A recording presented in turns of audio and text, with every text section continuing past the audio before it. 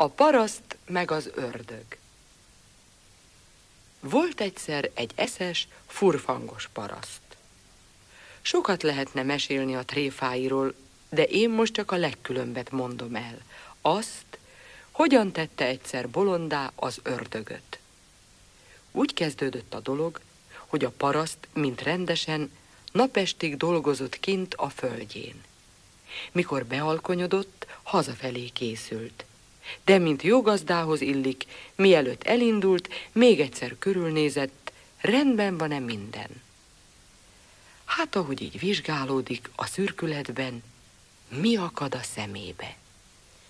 Nagy halom parázs izzik a szántóföldje közepén. Igen elcsodálkozott, hiszen az előbb még nem volt ott semmi. Oda ballagott, megnézni mi az.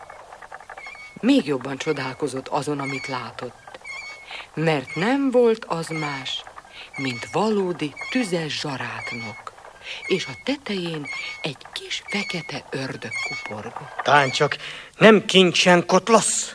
De bizony, hogy azon, mégpedig nagy kincsen. Több abban az arany meg az ezüst, mint amennyit te egész életedben láttál. Na, akkor jó van, mivel hogy a kincs az én földemen van, tehát az enyém. Nem bánom, tiéd lehet, de csak egy feltétellel. Ha 2 esztendőn át nekem adod annak a felét, ami a földeden terem. És mi jó van abban neked? Mert gondolom nem csupán szívbéli jóságból teszed? Eltaláltad. Pénzem van dugig. Aranyra, ezüstre akár rá se nézzek. De a föld gyümölcseit nagyon megkívántam. Hát, nem bánom. Legyen, ahogy akarod. De hogy vita ne legyen az osztozkodásnál, egyezzünk meg, ami a föld alatt van, az az enyém. Ami meg a föld fölött, az a tiéd. Rendben, legyen, ahogy mondtad. Itt a kezem, csapj bele.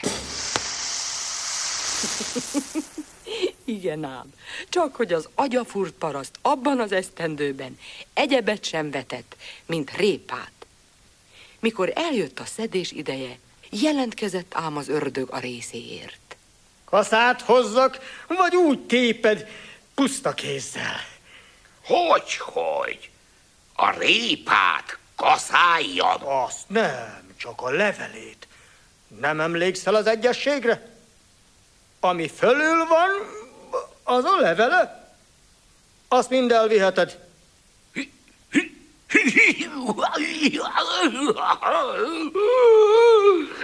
Most az egyszer te jártál jól, de jövőre nem ér a kikötésed. Jövőre fordítva lesz. Ami a föld alatt van, az az enyém. Ami a föld fölött, az a tied. Megértetted? Hát nekem így is, jó? Legyen a kedved szerint. Az ördög még morgott valamit, aztán elinalt. A paraszt meg fölszántotta a földjét, és az egészet tiszta búzával vetette be. Mikor a gabona beérett, nekiállt, és mindegy szálig learatta.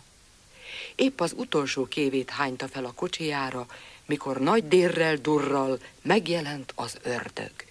Ho! Hallod, de Hékás? Hová viszed azt a búzát? Haza a csűrömbe. Nagyítél ráró, hét! Várjál, Hékás, várjál! Hát, nekem mit hagytál? Mindent, ami a föld alatt van. Ahogy kérted.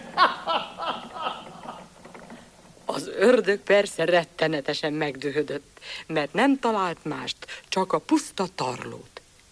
Dühében egy sziklahasadékon át lerucskázott egyenest a pokol fenekére. Így lett a furfangos paraszté a 2 esztendei termés is, meg az ördög kincse is.